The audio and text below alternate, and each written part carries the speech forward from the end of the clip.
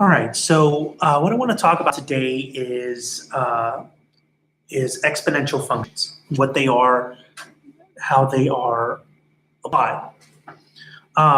So, normally you would see in math functions that have a variable x as well as an exponent attached to that variable. But question here with exponential functions is what happens when x itself becomes the variable? Okay, so here's the definition. For any real numbers, b and x. Okay, so that b and x, they are both real numbers. Then, actually, before I get into the definition, I do want to mention that b has to be positive, but it cannot equal 1. And I'll talk a little bit about why that's the case in a little bit later. But anyways, the exponential function,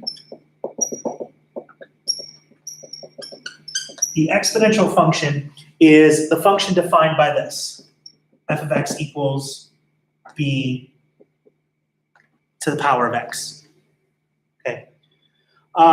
So let's talk about why b has to be a non-zero positive number that's not 1. Well, that's 3 different cases that we have to explain. Why can't b be positive? Why does b have to be positive? Why does b have to be non-zero? And why does b not have to be equal to 1? I'm going to explain the latter 2 cases since they're the easiest to explain. Let's suppose that b is 0 and b is 1. So if b is 0 or 1, well, anything to the power of 1 is just going to be 1. So it's not even an exponential function. It's actually a linear function. It's a horizontal line when y is 1. But also 0 to the x. 0 to any power is 0 with the exception of this 0 to the 0 power, which I believe is also an indeterminate form. Because anything to the 0 power is 1, but 0 to any power is also 0. So either way, these aren't exponential functions. They're mostly linear functions, horizontal lines. Now, let's talk about why b can't be negative. Let's use an example like, let's go -2. -2 to the x. Well, in this function, we're expecting the domain of x to be defined as all real numbers. But watch what happens with some of these real numbers here. So -2 to the power of 0 is 1. And -2 to the power of 1 is -2. So what happens between 0 and 1, right? Let's say I change this up a bit. -2 to the 1 over x, right? So this is a rational exponent, which means that it is a radical function. Well, as it turns out, this number here does not exist when x is even. It does exist when x is odd in the real numbers, but not when x is even. So the reason why my base can't be negative is because I like to think of it as a phase shift, right? This is a quantity that in between 2 whole numbers, because remember there are an uncountable number of fractions between 0 and 1. Between 0 and 1, this function phases between the real number universe and the imaginary universe, the non-real complex universe. And a function can't do that. So as we explained, the base of your exponential function, the thing that you're raising to the power of x, cannot be 0, it cannot be 1, it cannot be negative. It must be a positive, non-zero real number that's not 1. So let's actually go ahead and graph some of these exponential functions. I'll start with 2 to the x, right? So if I take 2 to the x, and let's say I just take numbers from -2 to +2, 0, 1, and 2. So if I just put these in my calculator, this becomes 1/4, 1/2, 1, 0, 2, and 4. And if I graph these here, so let's see, 1, 2, 3, 4, 5, 1, 2, 3, 4, 5, 2, 3, 4, 5, 1, 2, 3, 4, and 5. Okay, so I have negative, so I'll start here. I'll start with the easier ones to graph. 1, 2, and 2, 4, and then 1, 1/2, and then so on and so forth. So here's what my exponential function should look like. It's a rough graph, but it's essentially what you have here as your exponential function 2 to the x. Okay. What I want to do now is I want to graph another exponential function. I want to go ahead and graph this function here.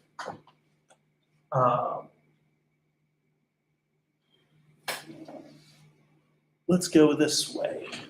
Let's go 1/3 to the x. So it's x and y, same 5 values, -2, -1, 0, 1, and 2. And then if I put these in my calculator, I get 9, 3, 1, 1/3, 1/9. Okay. Anyways, so when I graph these, so here's -2. We'll say 9's all the way. We'll say 9's all the way up here, and I'll put a open circle to notate that this is a different function. Let's see, -1, 3, 0, 1, then 1/3, 1/9, and I'll go ahead and just connect those like so. Like so. So what are we really noticing about these functions?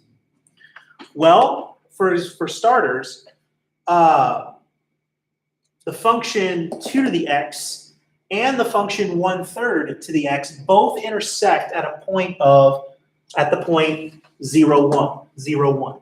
But that, and again, that's just because, anything to the 0 power is 1. Anything to the 0 power is 1.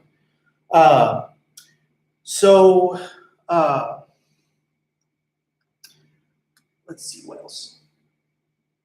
And also notice that this graph increases from left to right. This graph decreases from left to right. And I'll explain why that's the case for each one of these a little bit later. Also, both of these have what's called a horizontal asymptote, meaning that there's a horizontal line that these functions get closer to, but they never cross. And that's here, the x-axis. Not every exponential function that we run into will have the horizontal asymptote at the x-axis. I'll give you an example of that in just a minute. But for basic general exponential functions of b to the x, right? Nothing fancy there, just b to the x. The horizontal asymptote will be the x-axis. Okay. But what I want to do is I want to give an example where that's not the case, and I'm going to transform this function. Remember, it is a function, so we can apply similar function transformations like translations, dilations, reflections. So I want to graph the function that is 4 units to the right of this. So if I'm shifting 4 units to the right, that is a horizontal shift. It affects the x values. So that becomes 2 to the x minus 4. So same 2 x values, -2, -1, 0, 1, and 2. But this time, the y values change. The y values change. So -2, -2 minus 4 So I basically just shift all these values 4 units to the right. So if I, for -2, that means that the y values, actually, give me 1 second here. The y values actually remain the same. 1/4, 1/2, 0, 1, and 2. Actually, that's terrible. Let me rewrite this again.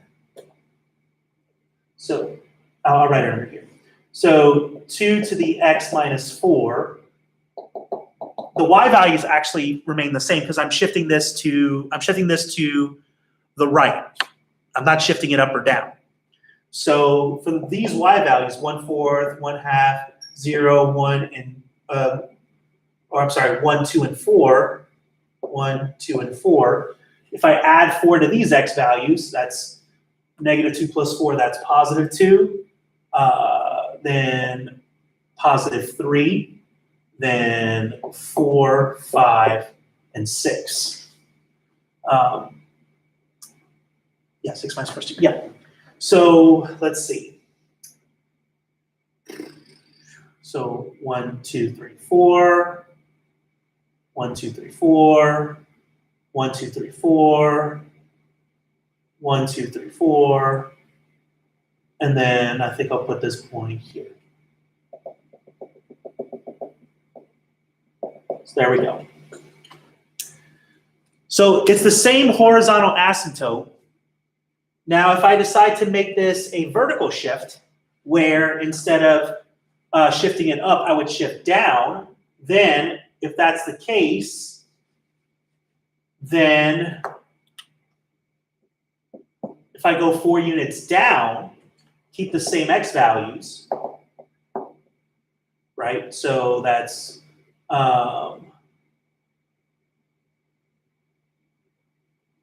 so that's 4 minus 4, which is 0. That's 2 minus 4, which is -1. No, -2, sorry. That's 1 minus 4, which is -3. 1/2 minus 4, it's 8 over 2, so that's -7 over 2. And then 4, 1 minus, then -2 minus, it's 1/4 minus 4, that's -15 over 4, right? So 1, 2, 3, 4, 2, 0.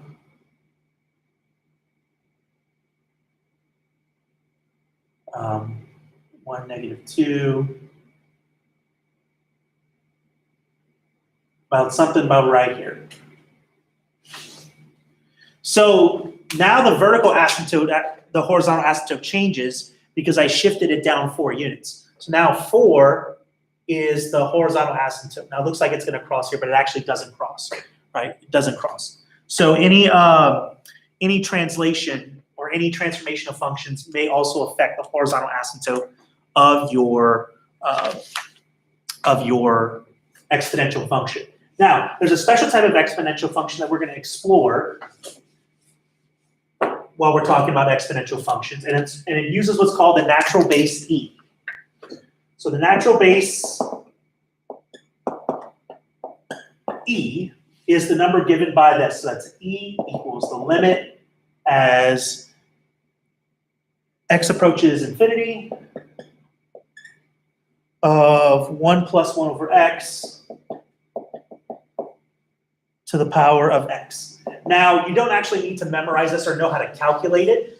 There's actually an estimated value for that, which is about 2.71828.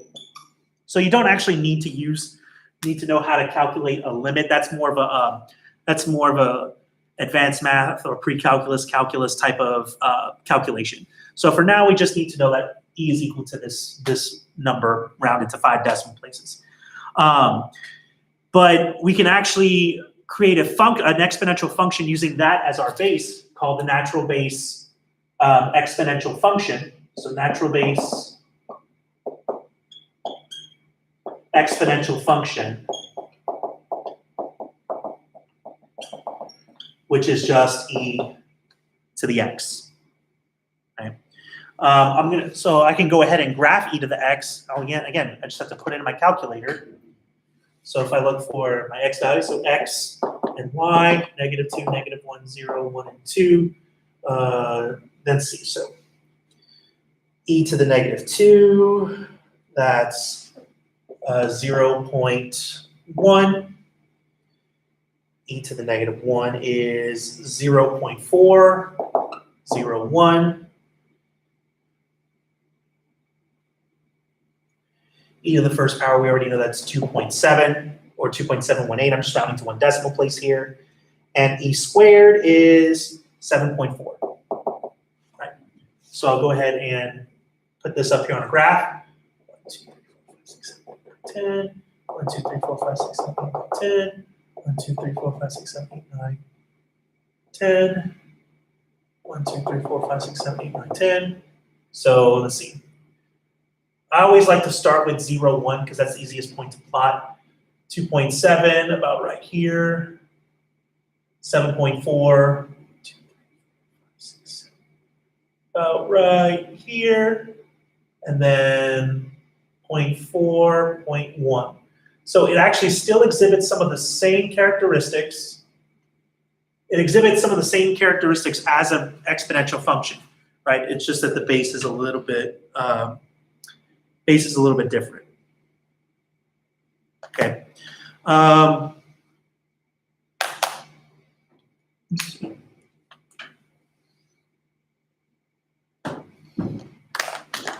Now,